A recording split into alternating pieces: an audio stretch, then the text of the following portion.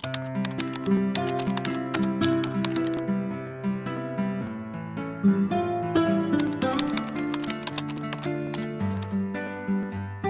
is Wetske van Pletsen en ek is aktrise.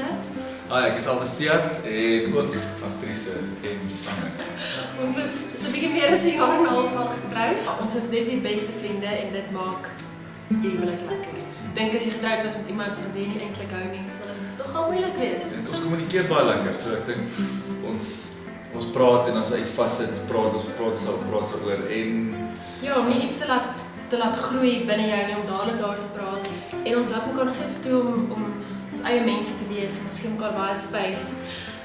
Drome wat ons het, definitief om eendag kinders te hê en om nog steeds dan so mal te wees met mekaar soos wat ons nou is. ja, ek dink om 95 mekaar op 'n rolstoel in jou huis nog steeds rond te jaag.